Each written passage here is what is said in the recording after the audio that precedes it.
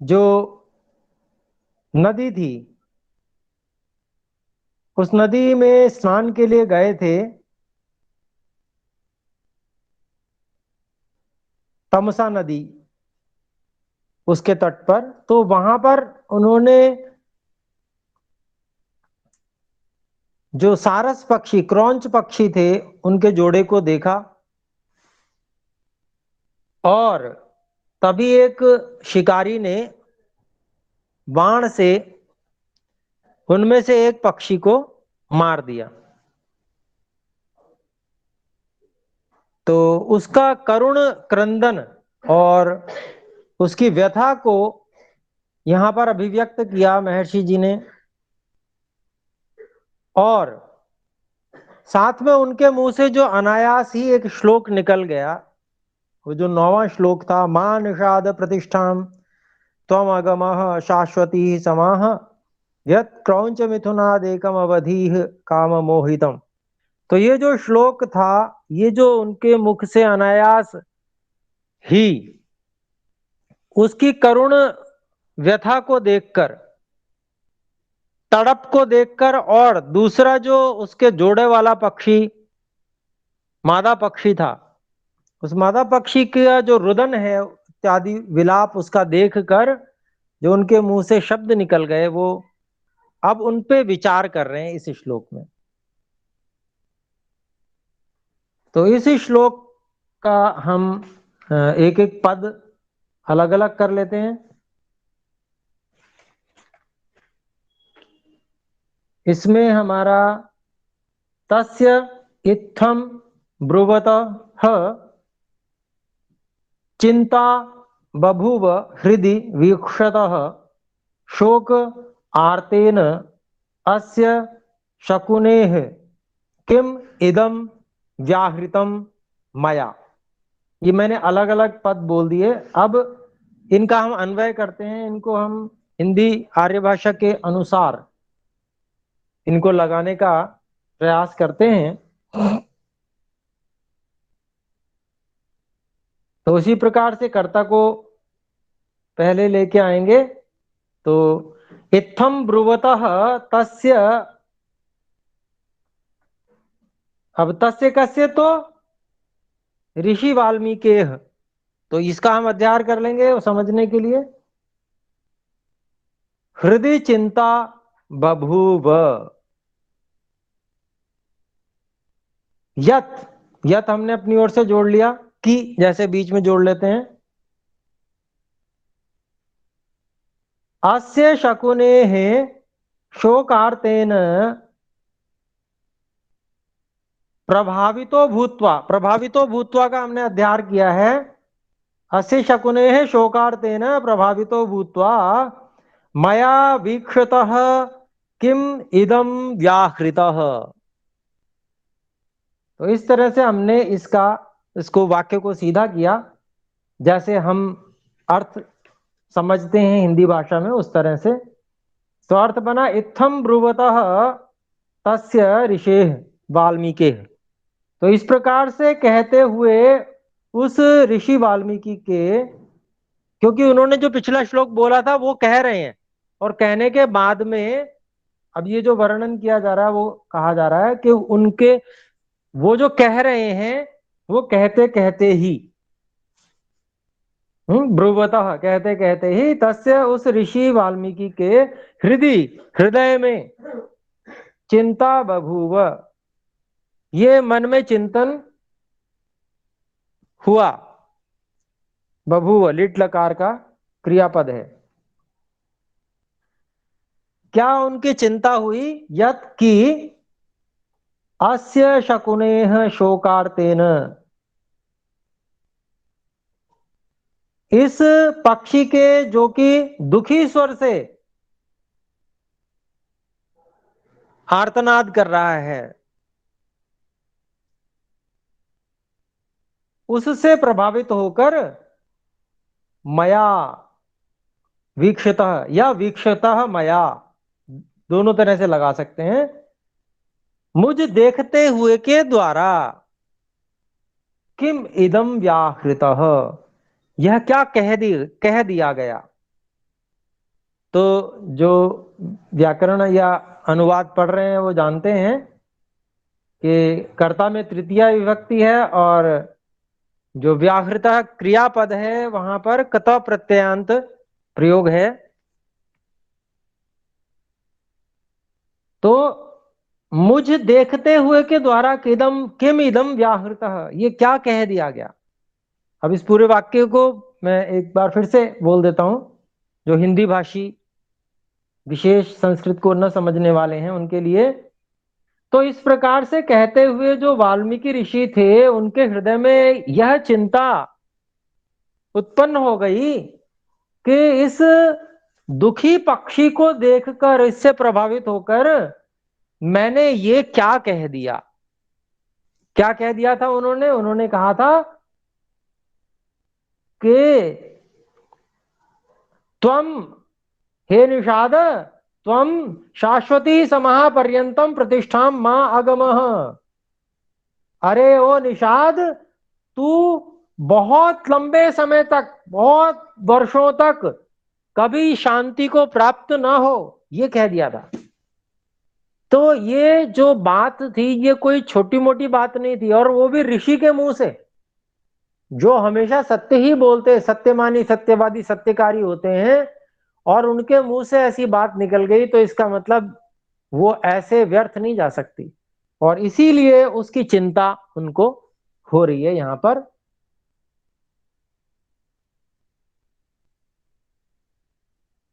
तो अगला मैं श्लोक बोलता हूं, 11वां श्लोक है। चिंतयन् स महाप्राज्ञश्चकार मतिमान् मतिम् शिष्यं चैवाब्रवीद्वाक्यम् इदं स मुनिपुंगवः। तो आइए इसका भी हम पदच्छेद करते हैं, अलग अलग इनके शब्दों को कर दें, और कैसे कैसे उसकी विभक्ति के अनुसार हम विशेषण विशेष्य के रूप में लगा रहे हैं वो हम देखते हैं। और अन्वय के रूप में तो हम बाद में लगाएंगे, पहले हम अलग अलग कर लेते हैं। तो चिंतयन सह महाप्राज्य चकार, चकार ये क्रियापद है लिट लकार का। फिर है मतिमान मतिम, शिष्यम च एव अब्रवीत, ये भी अब्रवीत भी, ये भी क्रियापद है लंग लकार का। वाक्यम इदम सह मुनि पुंगवः। तो ये मैंने अलग अलग पदों को किया। आइए अब इसको अन्वय करते हैं।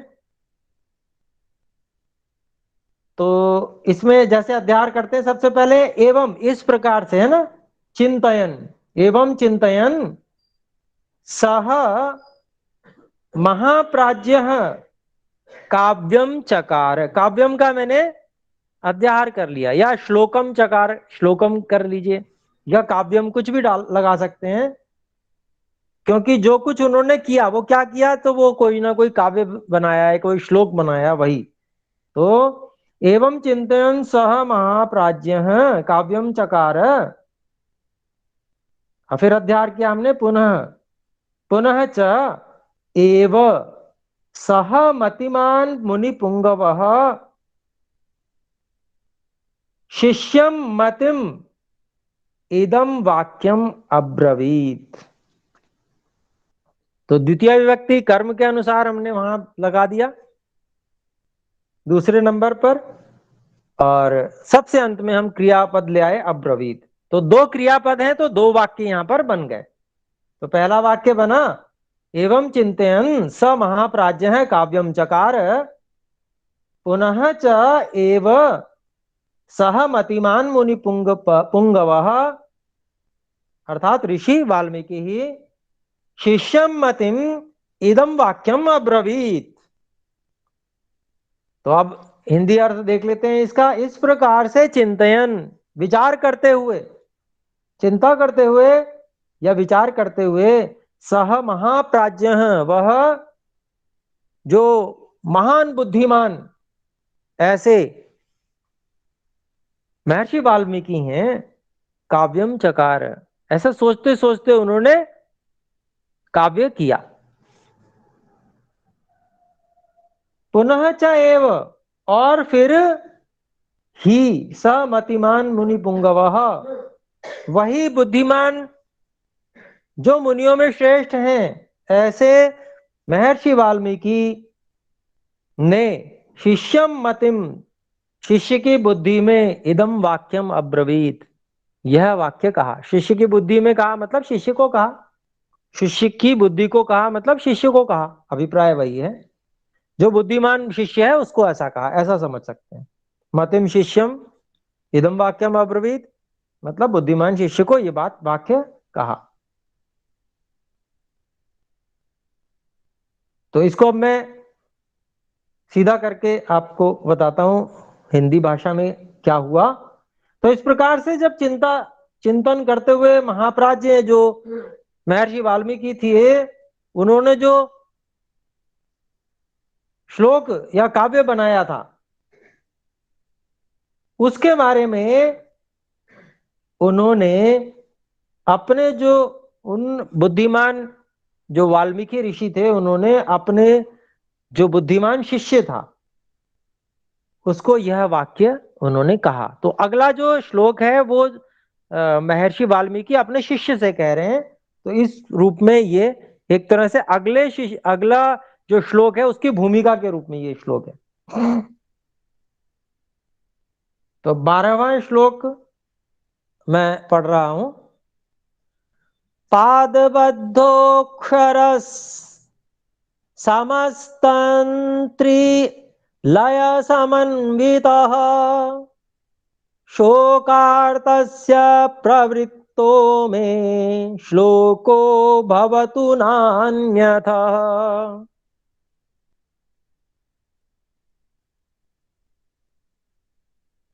तो इसको हम अलग अलग करते हैं। पादबद्ध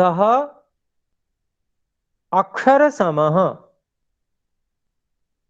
तंत्री लय समन्वितः, पादबद्ध अक्षर समः तंत्री लय समन्वितः शोकार्तस्य प्रवृत्तः मे श्लोकः भवतु न अन्यथा, ऐसा उन्होंने अपने शिष्य से कहा। तो आइए इसको हम अन्वय में बद्ध करें। तो कहते हैं शोकार्तस्य शकुनेः कारणात्, शोकार्तस्य शकुनेः कारणात् का मैंने अध्ययन किया है समझने के लिए। शोकार्तस्य शकुनेः कारणात् प्रवृत्तः पादबद्धः अक्षर समः तंत्री लय समन्वितः मे श्लोकः अन्यथा न भवतु। अर्थात शिष्य से कह रहे हैं महर्षि वाल्मीकि कि शोकार्तस्य शकुनेः कारणात्, जो शोक में डूबा हुआ जो मादा पक्षी है उस पक्षी के कारण से प्रवृत्त, जो प्रवृत्त हुआ, अर्थात जो कहा गया, पादबद्ध, पाद कहते हैं श्लोक के जो 4 भाग होते हैं उनमें से एक भाग को पाद कहते हैं। तो पादबद्ध है तो 4 भागों में विभाजित बिल्कुल व्यवस्थित ढंग से जो ये प्रवृत्त हुआ, जो वाक्य जो कहा गया, अक्षर समह, और प्रत्येक पाद में समान अक्षर हैं गिनती से बिल्कुल। और फिर कहा तंत्री लय समन्वित, तंत्री वीणा को कहते हैं। तो वीणा पर लय सहित जो गाने योग्य है, समन्वित मतलब वीणा की लय से जो समन्वित हो सकता है, अभिप्राय वही हो गया। वीणा की, वीणा पर जो लय सहित गाने योग्य है, ऐसा मे श्लोक है, जो मेरा श्लोक है, अन्यथा न भवतु, वो बेकार नहीं जावे, वो भूला नहीं जावे। व्यर्थ न चला जावे। तो ये जो कहना था, इससे अभिप्राय क्या था? शिष्य को संकेत कि शिष्य, जो मैंने कहा वो तुम स्मरण रखना। तो इस प्रकार से वो ये कह रहे हैं महर्षि वाल्मीकि कि दो जो शोक से जो दुखित और दुखित स्वर से जो विलाप कर रहा था वो पक्षी, मादा पक्षी, उसके कारण से जो मेरे मुख से श्लोक प्रवृत्त हुआ था, जो कि पादबद्ध था एक क्रम से, जैसे श्लोक की रचना होती है, एक एक पाद उसमें अलग अलग था, 4 पाद थे, उसमें हर पाद में अक्षर समान थे, और जो कि गाया भी जा सकता था वीणा में। इस प्रकार का जो मेरा श्लोक है वो व्यर्थ न चला जाए, ऐसा उन्होंने अपने शिष्य से कहा। तो आइए 13वां श्लोक देखते हैं। शिष्यस्तु तस्य ब्रुवतो मुनेर्वाक्यमनुत्तमम् प्रतिजग्राह सन्तुष्टस्तस्य तुष्टो भवन् मुनिः। तो आइए इसका हम अलग अलग पदों को अलग अलग कर दें। शिष्यस्तु, शिष्यः तु, सकार को विसर्जन नहीं हुआ। तस्य ब्रुवतः मुनेः वाक्यम अनुत्तमम। मुनेह, मुनेर था, रेफ का फिर विसर्जनीय हमने कर लिया वापस। मुनेह वाक्यम अनुत्तमम। फिर है प्रतिजग्राह संतुष्टः तस्य तुष्टः अभवन मुनिः। तो ये हमने अलग अलग पद किए। आइए इसका अन्वय करते हैं। तस्य ब्रुवतः मुनेः, क्योंकि हम कर्ता को पहले लेके आते हैं, तो तस्य ब्रुवतः मुनेः अनुत्तमम वाक्यम तु संतुष्ट शिष्य प्रतिजग्राह। इसमें भी 2 क्रियापद हैं, तो इसलिए हमने पहले क्रियापद के साथ में एक वाक्य बना दिया, प्रतिजग्राह। तो तस्य ब्रुवतः मुनेः अनुत्तमम वाक्यम तु संतुष्ट शिष्य प्रतिजग्राह। फिर अगला वाक्य हम बनाएंगे, फिर तस्य को दोबारा ले आएंगे, बल्कि 2 बार तस्य है ही, नीचे वाली पंक्ति में भी तस्य दोबारा है। तो तस्य, अब तस्य कस्य? शिष्यस्य। पहला तो वाक्य था शिष्य के विषय में कि शिष्य ने उसको याद कर लिया, प्रतिजग्राह। और दूसरा वाक्य महर्षि वाल्मीकि के विषय में है। तो तस्य शिष्यस्य इत्थम सुव्यवहारेण, इसको मैंने अध्याहार किया है। तस्य कस्य? शिष्यस्य इत्थम सुव्यवहारेण मुनिः तुष्टः अभवन्। तो वाक्य पूर्ति के लिए अध्याहार करना होता है, जिससे अच्छे से समझा जा सके। तो हम इस प्रकार से अब इसका आर्य भाषा, हिंदी भाषा में अनुवाद करते हैं। तस्य ब्रुवतः मुनेः अनुत्तमम वाक्यम तु। तो उस बोलते हुए मुनि अर्थात महर्षि वाल्मीकि के अनुत्तमम वाक्यम तु, जो बहुत ही सुंदर, बहुत ही उत्तम, अनुत्तम, अनुत्तम मतलब उत्तम का भी जो उत्तम से भी उत्तम, बहुत अच्छा। इसलिए केवल उत्तम ही नहीं बल्कि उत्तम से भी उत्तम, इसलिए अनुत्तम कह दिया जाता है उसे। ऐसे अनुत्तम वाक्य को तो संतुष्ट शिष्य प्रतिजग्राह, अपने गुरुजी की बात को सुनकर संतुष्ट हुए हुए शिष्य ने प्रतिजग्राह याद कर लिया।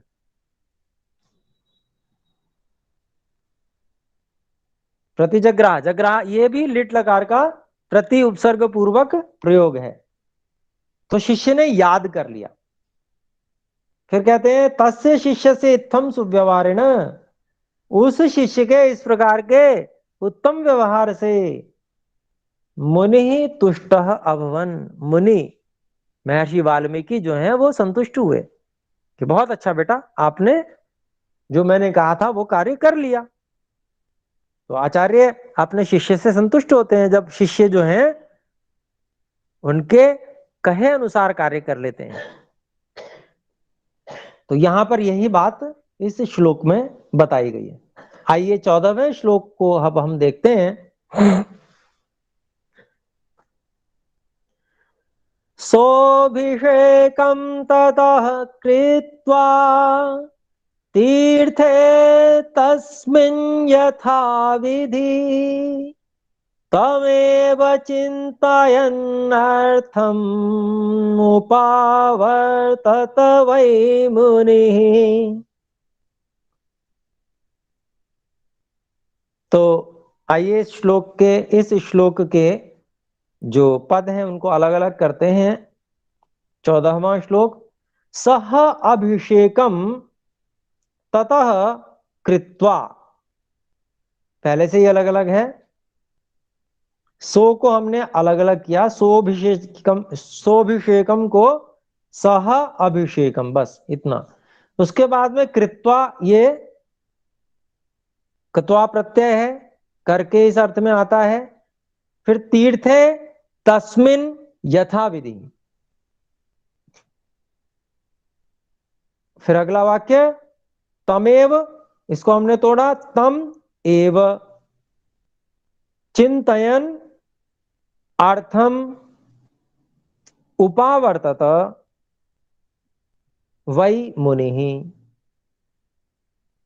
अन्वय कर लेते हैं इसका।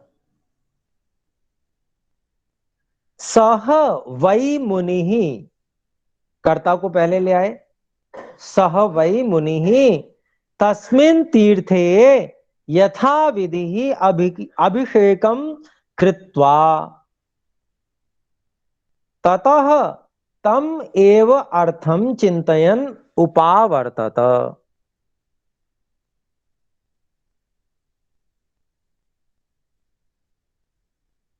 तो जो कृत्वा था, कृत्वा प्रत्ययांत, उससे भी हमने एक वाक्य बना दिया और उसके बाद में हमने दूसरा वाक्य भी बना दिया उपावर्तत इस क्रियापद से।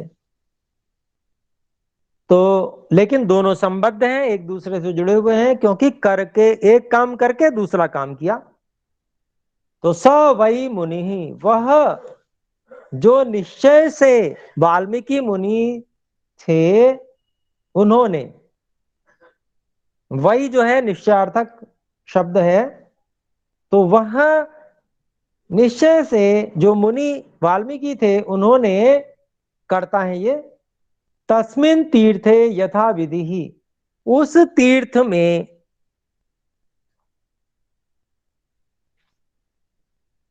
तो वहां जो तमसा नदी का जो तट था उस पर बड़ी ज्ञान विज्ञान की चर्चा होती थी। वहां बड़े बड़े विद्वान लोग, ऋषि महर्षि लोग आते थे और परस्पर बैठ के चर्चा करते थे। तो तीर्थ बन गया वो। तीर्थ किसे कहते हैं? अनेक लोग तीर्थ का गलत अर्थ समझते हैं। तीर्थ का अर्थ वो नहीं है कि जहां पर नहाने की व्यवस्था हो।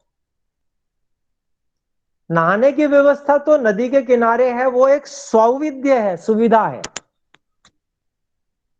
कि स्नान की भी व्यवस्था वहां पर है, पीने के लिए जल भी बड़ा उत्तम है।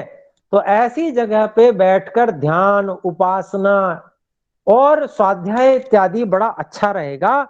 तो ऐसे स्थानों का चुनाव विद्वान लोग, ऋषि महर्षि लोग किया करते थे कि वहां पर हम जाकर इस प्रकार से चर्चा किया करें। तो इस प्रकार से वो जगह तीर्थ बन जाती थी। तो तीर्थ का अभिप्राय हुआ जो व्यक्ति को तार देता है, जो व्यक्ति को संसार सागर से, भव सागर से तार देता है, पार उतार देता है, वह तीर्थ है। तो वो जो, जहां पर ऋषि जा रहे हैं, महर्षि वाल्मीकि जा रहे हैं, ऐसे ही और भी विद्वान आ रहे हैं, तो जब ऋषि आ रहे हैं तो और भी लोग आ रहे हैं कि भाई ऋषि रोज वहां आते हैं, तो चलो वो स्नान करेंगे, उसी समय में हम उनसे कुछ प्रश्नोत्तर भी कर लेंगे। तो इस प्रकार से लोग आया जाया करते थे वहां पर, तो इसलिए वो तीर्थ था। तो सह अभिषेकम ततः कृत्वा, यह जो हमने देखा, तो वह उस मुनि ने, उस वाल्मीकि मुनि ने ततः अभिषेकम कृत्वा, तस्मिन तीर्थे, उस तीर्थ में, यथा विधि ही, अच्छी प्रकार से,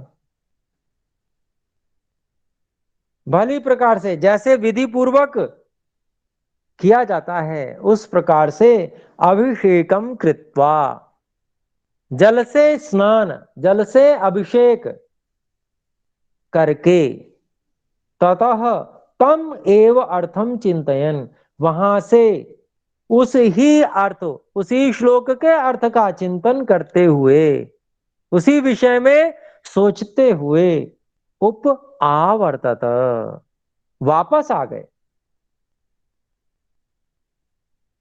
तो अब इसको हम एक वाक्य में, हिंदी वाक्य में इसको हम सीधा करेंगे श्लोक को, तो कैसे बोलेंगे? तो उस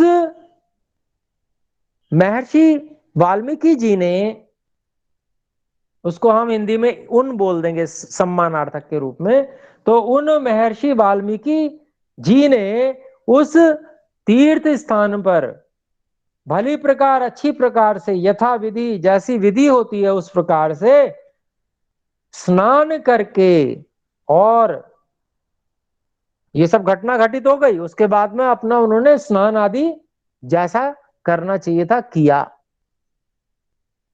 सामान्य व्यक्ति तो होता तो बिल्कुल वो ऐसी घटना, करुण आर्त स्वर में, तो वो उसी को सब कुछ भूल के उसी में लग जाता।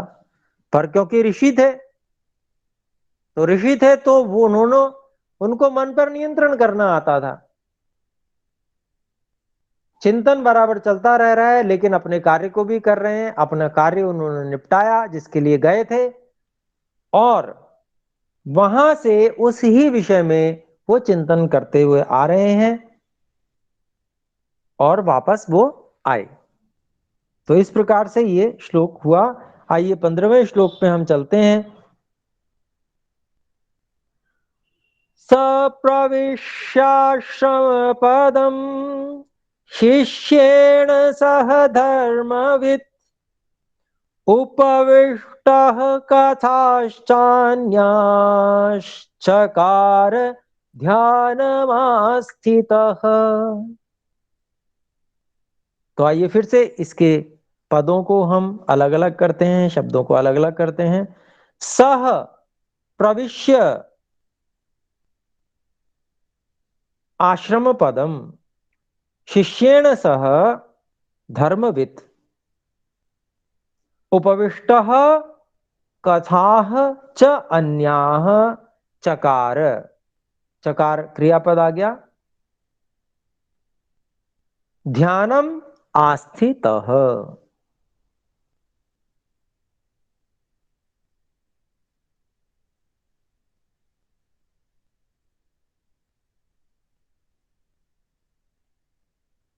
तो अब इसको हम अन्वय के रूप में करते हैं। किस तरह से हम इसको अन्वय करेंगे? उसी प्रकार से जैसे हम हमेशा से करते आ रहे हैं, कर्ता पहले रखना है, उसी तरह से। तो सह धर्मवित्, धर्मविद किसके लिए आया है?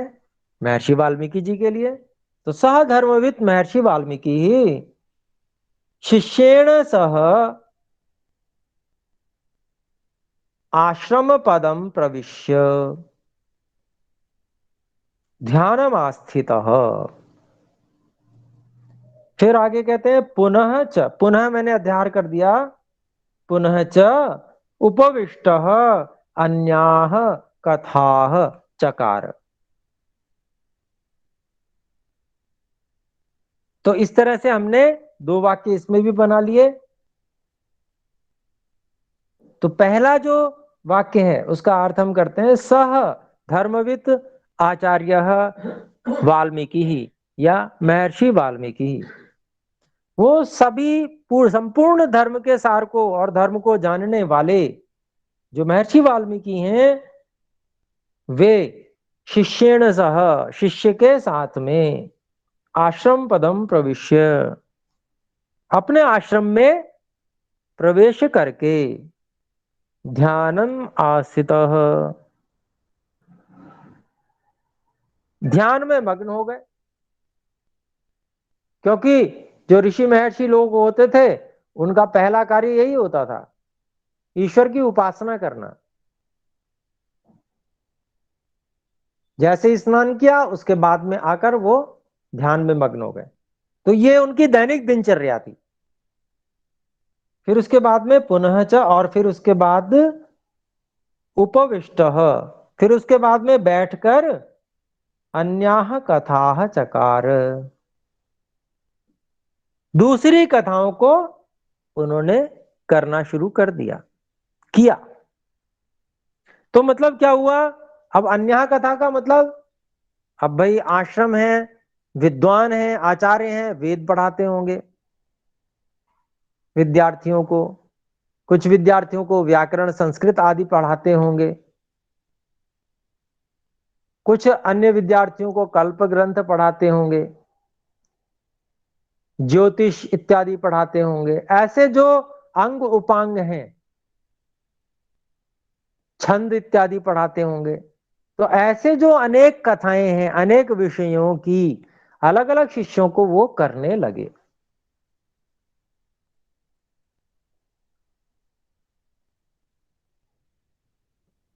तो इसका मैं समझता हूं हो ही गया होगा हिंदी में, कि वे जो धर्म को जानने वाले महर्षि वाल्मीकि थे, अपने शिष्य के साथ में आश्रम में आकर और ध्यान में अवस्थित हो गए, ध्यान करने लगे। और फिर ध्यान से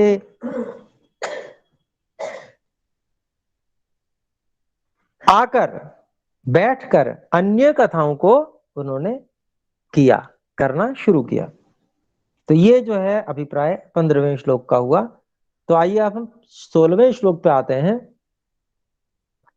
आजगाम ततो ब्रह्मा चोवाच मुनिपुंगवम् वृत्तं कथय रामस्य यथा ते नारदाच्युतम्। तो यहां पर भी हम अलग अलग करते हैं। यहां पर क्रियापद सबसे पहले आजगाम, लिट लकार का क्रियापद सबसे पहले दिया है, आजगाम ततः ब्रह्मा च उवाच मुनि पुंगवम।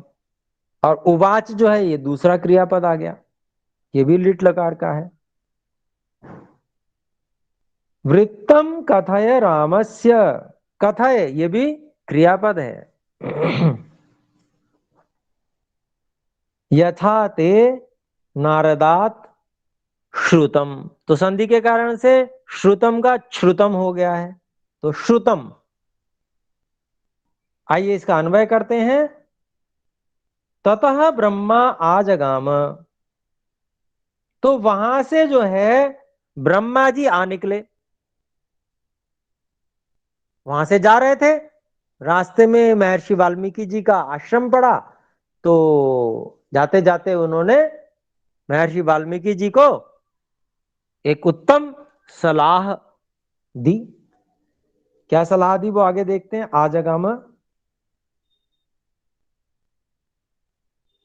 मुनि पुंगवम च उवाच, तो वहां से आ निकले ब्रह्मा जी, और मुनि पुंगवम च उवाच, और उन्होंने महर्षि वाल्मीकि जी जो मुनियों में श्रेष्ठ हैं उनसे उवाच कहा। यथा ते नारदात श्रुतम, जैसा तूने नारद से सुना है। अब ऋषि हैं, आपस में थोड़ा प्रेम भाव रहता है, तो जैसे मित्र लोग आपस में तू करके व्यवहार कर लेते हैं, तो उन्होंने तुम बोल दिया। यथा ते, जैसा आपने, हम हिंदी में आपने लगा लेते हैं, तो जैसा आपने नारद जी से, देवर्षि नारद जी से सुना, श्रुतम, तथैव रामस्य वृत्तम कथय। तथैव का मैंने अध्याहार किया है, वैसा ही राम का जो वृत्त है उसको आप कहिए।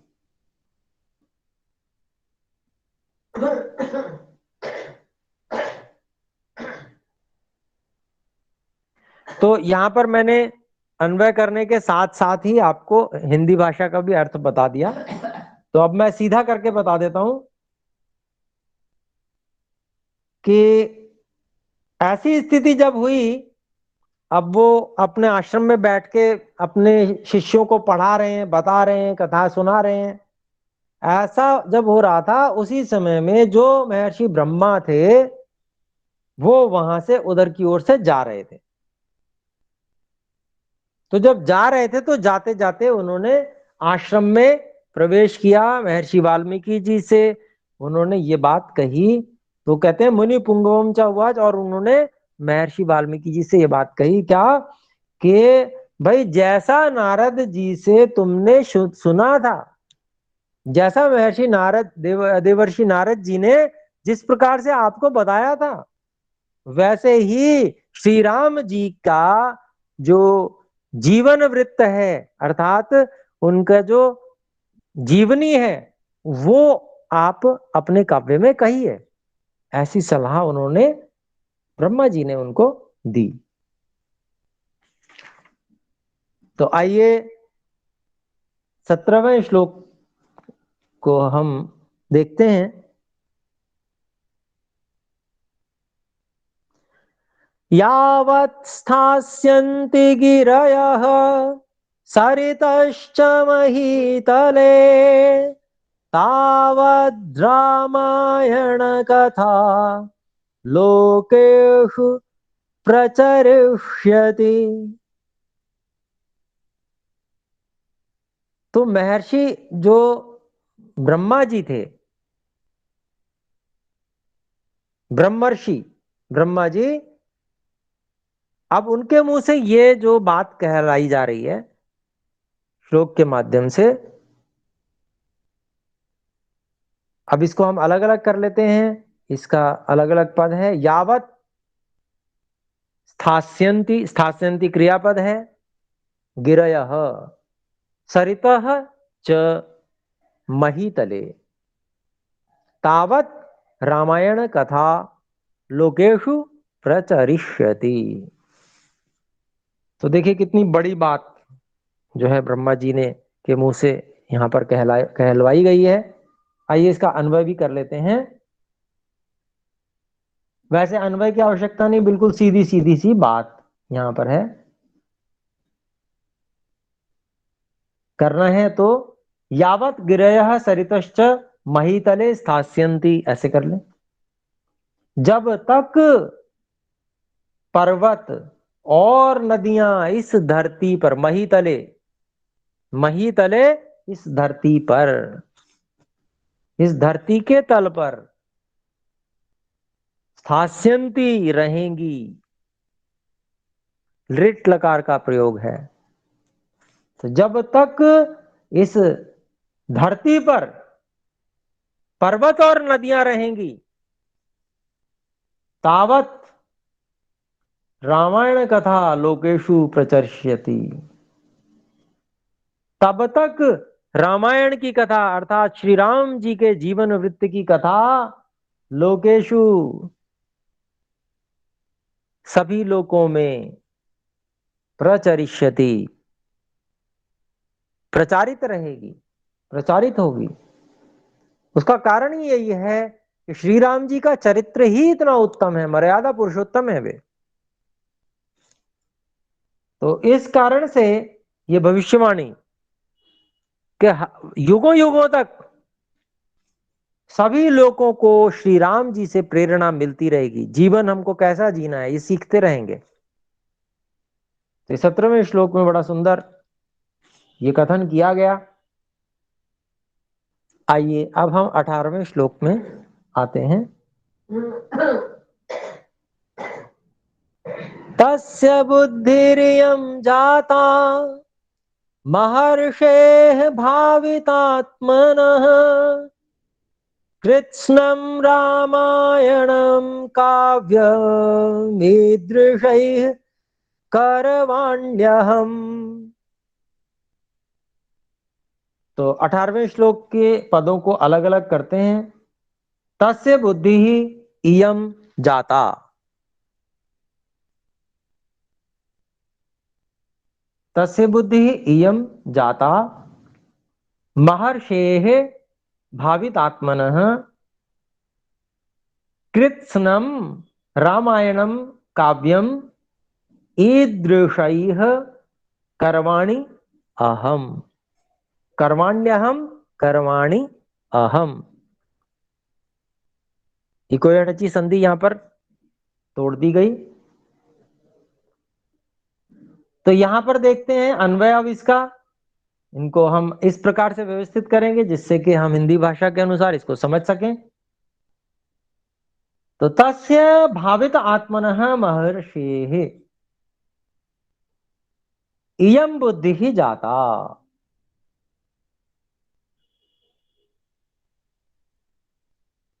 कथा प्रत्ययांत शब्द है जाता और बुद्धि के साथ में है तो स्त्रीलिंग में लिया गया जाता। यत, फिर से बोल रहा हूं, तस्य भावित आत्मनः महर्षेः इयं बुद्धि जाता यत अहम ईदृशैः श्लोकैः। श्लोकैः का मैंने अध्यार किया है। अहम ईदृशैः श्लोकैः कृत्स्नं काव्यम रामायणम करवाणि। तो आइए इसका अब हम अभिप्राय समझते हैं हिंदी में। तस्य भावित आत्मनः महर्षेः, उस जिसने आत्म साक्षात्कार कर लिया है, स्वयं को जान लिया है जिसने, ऐसे भावित आत्मनः महर्षेः, महर्षि की, इयम बुद्धि, यह बुद्धि जाता उत्पन्न हुई। मतलब उनका ये विचार उत्पन्न हुआ। यत की अहम, मैं, ईदृश ही श्लोक ही है, इसी प्रकार के श्लोकों के द्वारा। कीदृश ही श्लोक ही, किस प्रकार के श्लोकों के द्वारा? जिस प्रकार का अचानक अनायास ही उनके मुख से निकल गया था अनुष्टुप छंद में। तो उन्हीं उसी प्रकार के श्लोकों के द्वारा कृत्स्नम, संपूर्ण काव्यम, काव्य को, रामायणम, कौन सा काव्य? रामायण काव्य को, करवाणी, करूं। तो ऐसा उनके मन में विचार आया। तो कैसे थे? उन आत्म साक्षात्कार कृत महर्षि वाल्मीकि के मन में, या ऐसा कहें कि बुद्धि में, ये विचार उत्पन्न हुआ कि मैं ठीक इसी प्रकार के, जैसे कि अनायास मेरे मुख से निकला था, उस प्रकार के श्लोकों के द्वारा संपूर्ण रामायण महाकाव्य की रचना करूं। तो ऐसा विचार उनके मन में या उनकी बुद्धि में आया। 19वें श्लोक को देखते हैं, आइए पढ़ते हैं। श्रुत्वा वस्तु समग्रम तद्धर्मार्थ सहितं हितं व्यक्तमन्वेषते भूयो यद्वृत्तं तस्य धीमतः। इसके पदों को अलग अलग करते हैं। श्रुत्वा वस्तु समग्रम तद धर्मार्थ सहितम हितम व्यक्तम अन्वेषयते भूयः यद्वृत्तम तस्य धीमतः।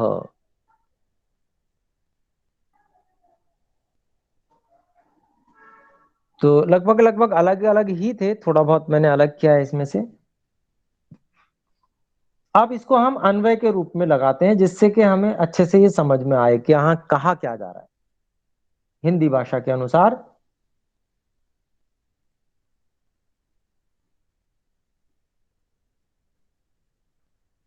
तो इसमें हम ना जो अध्याहार करेंगे, वो सबसे पहले हम अध्याहार ही करेंगे।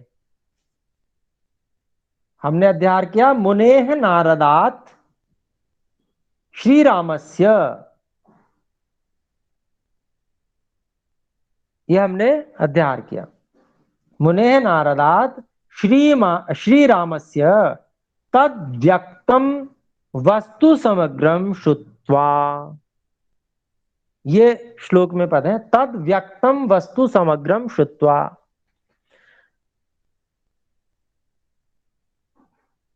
फिर आगे अगला जो वाक्य बनाएंगे उसमें महर्षि वाल्मीकि जी का अध्याय करेंगे। ऋषि वाल्मीकि ही धर्मार्थ सहितम हितम तस्य धीमतः, कस्य श्रीरामस्य, तस्य धीमतः श्रीरामस्य जीवनस्य, श्रीरामस्य जीवनस्य, इसका हमने अध्याय किया है। यद वृत्तम भूयः अन्वेषयते,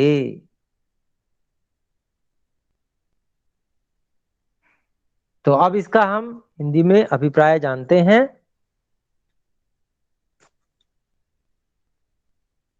मुनेह नारदात, मुनि जो देवर्षि नारद थे, उनसे श्री रामस्य, श्री राम के विषय में तद व्यक्तम वस्तु समग्रम, वह जो व्यक्त किया गया, मुनि नारद के द्वारा जो व्यक्त किया गया वस्तु समग्रम, अर्थात उनके विषय में, जो श्री राम जी के विषय में जो जो सारी जानकारी थी, वो वस्तु समग्रम से कही गई है।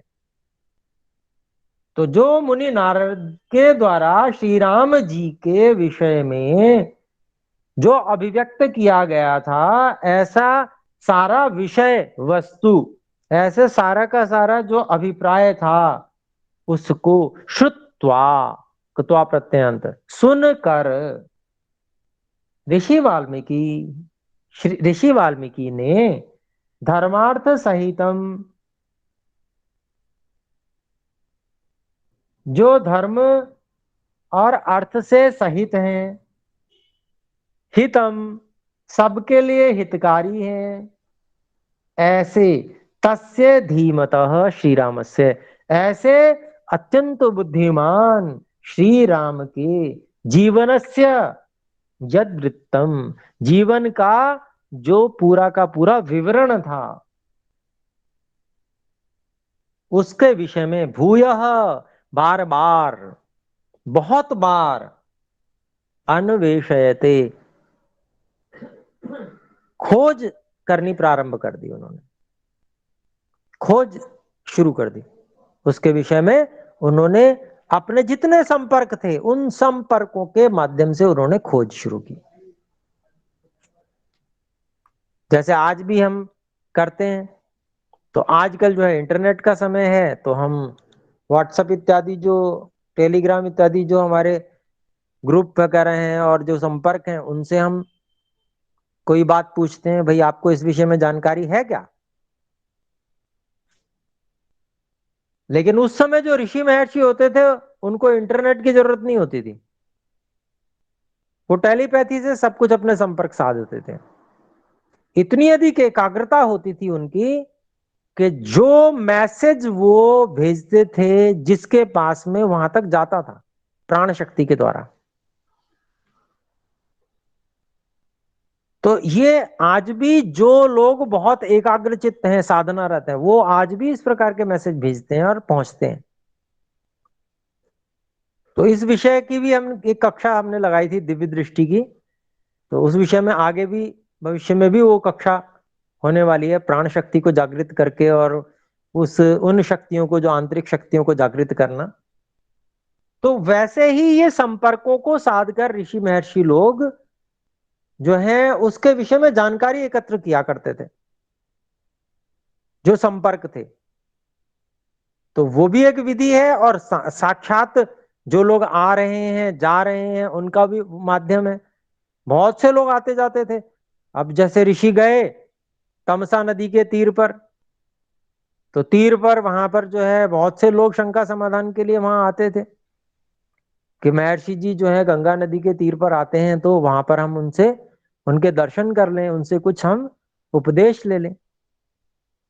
तो ऐसे जो संपर्क में लोग आते थे, आश्रम में जो लोग आते थे, उनको उन्होंने उनके माध्यम से, और कहीं जाना पड़ा हुआ हो तो जाकर भी, मतलब जितने प्रकार हो सकते हैं उन सब प्रकारों से उन्होंने श्री राम जी के विषय में खोज प्रारंभ की, अन्वेषण करना प्रारंभ कर दिया। अन्वेषयते का मतलब यही है।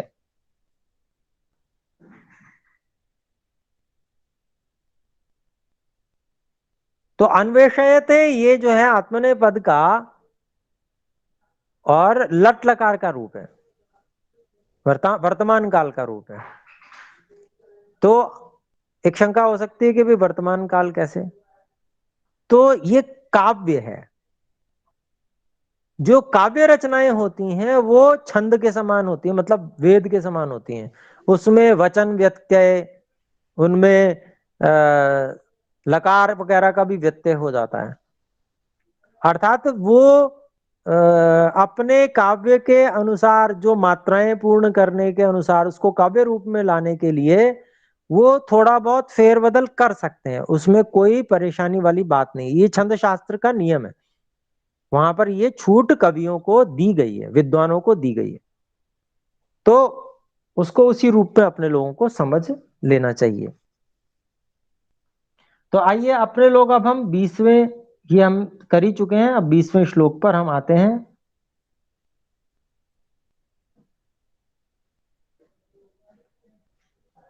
तो 20वां श्लोक मैं पढ़ रहा हूं।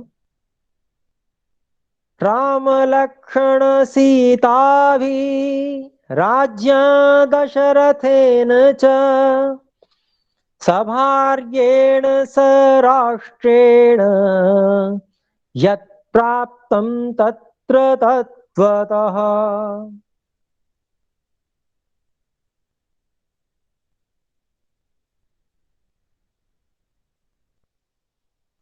तो यहां पर इसका हम अलग अलग कर लेते हैं श्लोक का। राम लक्ष्मण सीता भी ही, यहां पर हमको दीर्घ दिख रहा है, ये भी मात्रा पूर्ण करने के लिए है पाद की। वास्तव में सही में क्या है?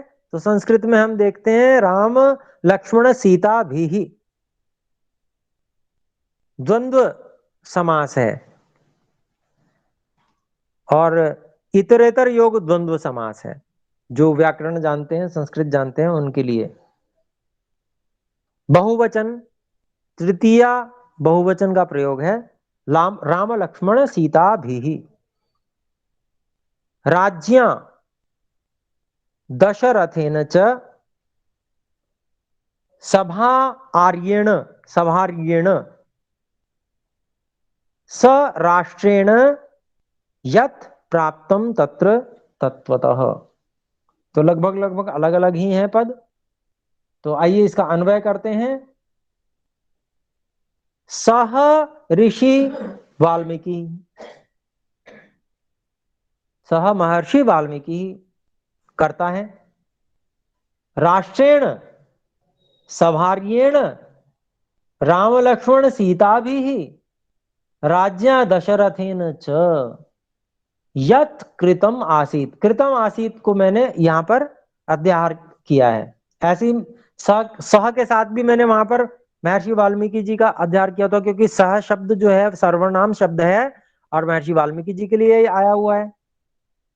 तो तो राज्ञा दशरथेन च यत् कृतम आसीत तत्, इसका भी अध्याहार है, सर्वम तत्वतः तत्र प्राप्तम।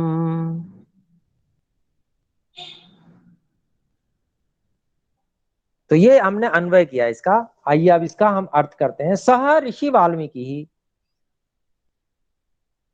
जी ने राष्ट्रेण, संपूर्ण जो देशवासी थे उनसे, उनके द्वारा, मतलब जहां से जो जानकारी मिल पाई। इतिहासकार कैसे करते हैं? ऐसे ही करते हैं, और समकालीन इतिहासकार करते हैं। पंडित लेखराम जी के विषय में, वो भी उन्होंने स्वामी दयानंद जी के विषय जो जीवनी इकट्ठी की, वो भी लगभग समकालीन थे। उनका जीवन उनके उनसे मिले भी थे, लेकिन उनके फिर उनके बाद में, क्योंकि स्वामी जी की तो जो है मृत्यु हुई, उसके बाद में उन्होंने जा जाकर लोगों से, जो जो लोग उनसे मिले थे, उन सब से उनका वो इकट्ठा किया और एक बड़ी उनका इतिहास उन्होंने रचना की। तो जैसे समकालीन लोग करते हैं, जो जो जो कार्य वो करते हैं, वो सारे के सारे कार्य महर्षि वाल्मीकि जी ने भी किए। अपने योग बल से भी किए, और अन्य लोगों से मिलके भी किए, लोगों से पूछ के भी किए, सब तरह से किए, जो जो साधन हो सकते हैं, बहुत मेहनत करी, ये अभिप्राय है। तो महर्षि वाल्मीकि जी ने, यहां पर कहा जा रहा है सह ऋषि वाल्मीकि, महर्षि वाल्मीकि जी ने राष्ट्रेण, संपूर्ण राष्ट्र से, सभी देशवासियों से, सभा आर्येण, जो आर्यों की सभाएं थी उनसे, राम लक्ष्मण सीता भी राज्ञा दशरथेन च यत कृतम आसीत, कि राम लक्ष्मण और सीता जी के द्वारा, और राज्य दशरथिन, और राजा दशरथ जी के द्वारा, यत कृतम आसीत, जो जो किया गया था, तत्सर्वम, उस सब को, तत्वतः तत्र प्राप्तम, वास्तविकता के निकट प्राप्तम, पहुंच गए। तत्वतः प्राप्तम, वास्तविकता से, मतलब बिल्कुल सटीकता से, परीक्षण के द्वारा, एक से पूछा, और केवल एक ही से नहीं पूछा, दूसरे तीसरे चौथे से पूछा, और जब सबकी बात एक बात आई तो उसको ग्रहण किया। एक व्यक्ति तो झूठ भी बोल सकता है, सब एक ही बात कह रहे हैं तो थोड़ी झूठ हो जाएगी। तो इस प्रकार से परीक्षण कर करके वास्तविकता के निकट वो पहुंच गए। ये अभी प्राप्त मतलब पहुंचने के अभिप्राय से है। फिर अगला श्लोक है, इसको मैं एक बार और हिंदी में बोल देता हूं, क्योंकि संस्कृत बीच बीच में आ रही थी, तो जो संस्कृत से परिचित नहीं है उनके लिए एक बार हिंदी में बोल देता हूं। तो उन ऋषि वाल्मीकि जी ने बहुत इतनी मेहनत की, इतनी मेहनत की, कि सभी देशवासियों से, आर्यों की जो सभाएं होती थी, उस समय भी सभाएं होती थी, विद्यार्य सभा, राजार्य सभा, जिसका वर्णन आता है, उस समय सभाएं होती थी बहुत सारी। तो उन सब सभाओं से है, पूरे सब लोगों से, जितने अधिक से अधिक लोगों से हो सकता था, उन लोगों से राम लक्ष्मण और सीता जी के द्वारा, और राजा दशरथ जी के द्वारा जो जो कुछ किया गया था, उस सब को सच्चाई से जाना, उसकी सच्चाई तक वे पहुंचे। ये अभिप्राय है। तो इतनी मेहनत उन्होंने की, इतना पुरुषार्थ उन्होंने किया। कई लोग ऐसा कहते हैं कि वो तो बस योग बल से उन्होंने जान लिया। अब वो योग बल शब्द लगा देते हैं, उसको उनको लगता है बड़ा सरल है। प्राण शक्ति को खर्च करना, प्राण शक्ति असीमित किसी के पास भी नहीं होती, प्राण शक्ति भी सीमित होती है, उसको खर्च भी बड़ा सोच समझ के किया जाता है। तब जाके योग बल से चीजों को जाना जाता है, और अत्यंत महत्वपूर्ण चीजों के लिए उसको सुरक्षित रखा जाता है। कह देना बड़ा आसान है कि योग बल से जान लिया होगा, पर कितना बल लगता है, कितनी ताकत लगती है, तो ये वो व्यक्ति जो साधना करता है वो जानते हैं। उनको अनुभव होता है कि एड़ी से चोटी तक का जोर लगता है, बहुत मेहनत लगती है, वहां तक पहुंचना बहुत कठिन है। सपने लेना आसान है। तो जो बात है वो योग बल से जान लिया तो ये कोई आसान काम नहीं है। योग बल से भी बहुत कुछ जाना, और लोगों के माध्यम से। इसीलिए यहां पर कहा गया है राष्ट्रेण संहार्येण, ये इसीलिए तो कहा गया है। तो इस सब को समझना चाहिए कि ऋषि जो थे उन्होंने वास्तव में बहुत बड़ा कार्य किया अपने समय में, बहुत महान तप किया उसके लिए। मतलब एक इतिहासकार व्यक्ति जो होता है वो कितना तप करता है, कैसे कैसे वो सूचनाओं को इकट्ठा करता है, सामान्य व्यक्ति इसकी कल्पना नहीं कर सकता। उसके जीवन में कितना जबरदस्त काम होता है। तो वो सारा काम महर्षि वाल्मीकि जी ने किया। एक इतिहासकार है वे, सत्य तक पहुंचकर, क्योंकि वो ऋषि भी हैं, झूठ नहीं लिख सकते वो। तो इसलिए मतलब सत्य को, भाई कहानी बनाने को तो आप घर बैठ के बना लो, सोचते रहो, कहानी बनती जाएगी। लेकिन सत्य का अन्वेषण करके, खोज कर, एक जिम्मेदारी के साथ में सत्य इतिहास को कहना, ये बहुत मेहनत का काम है, बहुत अधिक मेहनत का। तो ये जो जिम्मेदारी होती है वो ऋषि लोग ही उठा सकते हैं, सामान्य व्यक्ति के बस की बात नहीं है। क्योंकि ऋषि लोग जो होते हैं वे ही सत्यमानी, सत्यवादी और सत्यकारी होते हैं, और उसके लिए जो परिश्रम करना होता है वो सब वो करने के लिए तैयार रहते हैं। अच्छा, समय अधिक हो गया मुझे लगता है। हाँ, 7 मिनट अधिक हो गए।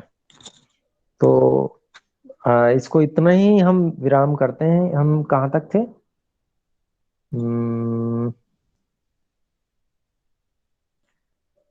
20वां श्लोक हमारा हो गया है तत्वतः तक। तो 20वें श्लोक तक हमारा पूर्ण हुआ। 21वें श्लोक को हम अगली बार करेंगे। तो आइए मिलकर एक बार ईश्वर से प्रार्थना करें कि हम जो इस काव्य, जो जबरदस्त मेहनत के बाद लिखा गया है, इस काव्य के जो काव्य का हृदय है उस तक हम पहुंचे, उनकी भावनाओं को हम हृदयंगम करें, उनकी मेहनत को सफल करने के लिए हम अपने जीवन में परिवर्तन लाने का प्रयास करें। इस तरह से हम ईश्वर से प्रार्थना करें। आइए मिलकर एक बार ओम का उच्चारण। ओ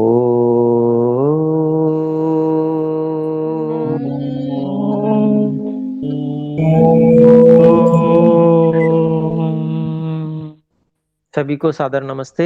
जय श्री राम। नमस्ते गुरुजी। नमस्ते, नमस्ते आचार्य जी। नमस्ते, जय श्री राम। थोड़ा नमस्ते। सा एक प्रश्न कर सकते आचार्य जी? आप ना लिख दीजिएगा, अभी समय भी समाप्त हो गया, मुझे अन्य आगे कक्षा देनी है ना? तो आप बिल्कुल समाधान करें। जी धन्यवाद। धन्यवाद, नमस्कार। नमस्ते आचार्य जी।